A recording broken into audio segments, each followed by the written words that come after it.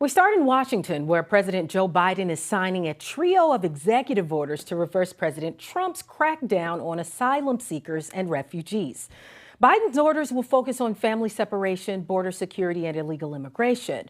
Alexandro Mayorkas was just confirmed by the Senate to lead Biden's Homeland Security Department, and he's leading the task force on family separation. Now, at least 5,500 children were separated from their parents during Trump's presidency, and according to government data, the parents of more than 600 children still have not been located. So for more, let's bring in Bloomberg News White House correspondent Jordan Fabian. Jordan, can you give us a quick rundown of these three executive orders that the president is expected to sign today?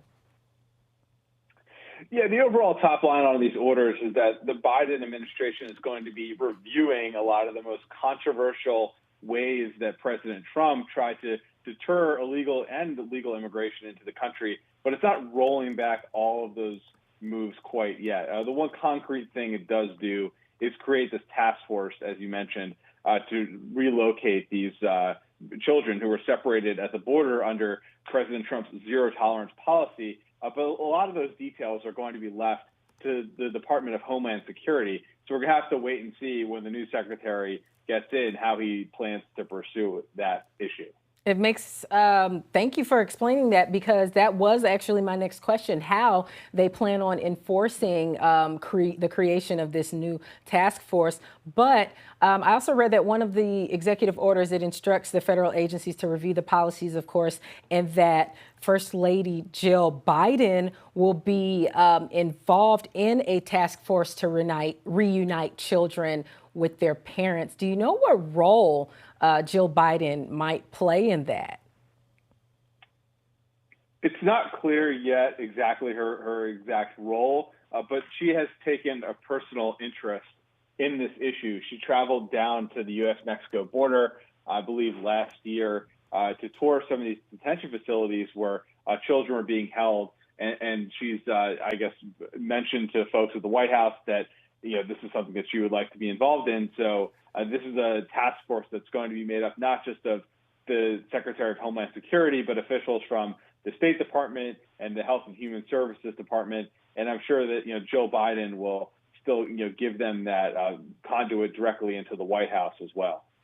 Okay, so do any of these executive orders, do they address any plans to reopen open any new refugee camps or any new refugee processing centers, I should say?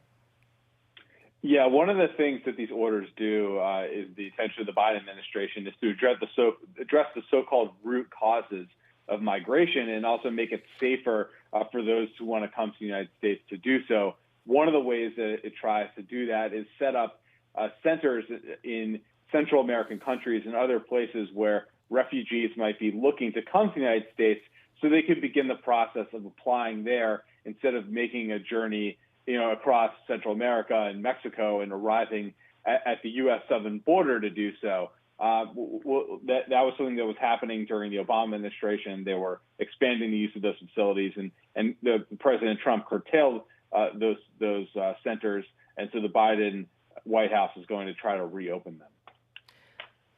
I wonder, Jordan, what immigration activists or advocates are saying about Biden's expected executive actions. Do they feel like this goes far enough to address the deeper issues in the immigration system? The groups themselves have stayed relatively muted thus far, but I will say that it falls short of what they were demanding. Take the so-called Remain in Mexico policy, for example. This is a policy that forced asylum seekers to stay across the border in Mexico or in other countries while their asylum claims were processed in U.S. courts. That's something that immigration advocates wanted to be repealed immediately, but all the executive orders do here is begin a review of that policy, with of course, an eye toward repealing it eventually. But for now, those folks who are waiting in Mexico for their cases to be resolved are going to still have to wait in Mexico. And so it'll be interesting to see how the immigration advocates react, because they have been giving the Biden White House some room here to maneuver, but it'll be interesting to see if they have any criticism for not delivering on the promises quite just yet. It will be interesting to see that. And another quick question in the very short time that we have left, Jordan, the president has said he wants to have a bipartisan effort on everything, but has he done anything to appeal to Republicans in any way in his immigration plan? Right now, it seems like the COVID relief issue is on the front burner. We haven't heard a lot of things about outreach that they're doing at Capitol Hill. And I will note that their proposal doesn't tie, legalization of undocumented immigrants to border security. It treats those as separate issues. That's something that connection is something Republicans have always favored. So right now, it doesn't seem like they're doing all that much to appeal to Republicans, other than to say that this is just something they ought to get on board with. All right. Bloomberg's Jordan Fabian, thank you so much for joining us.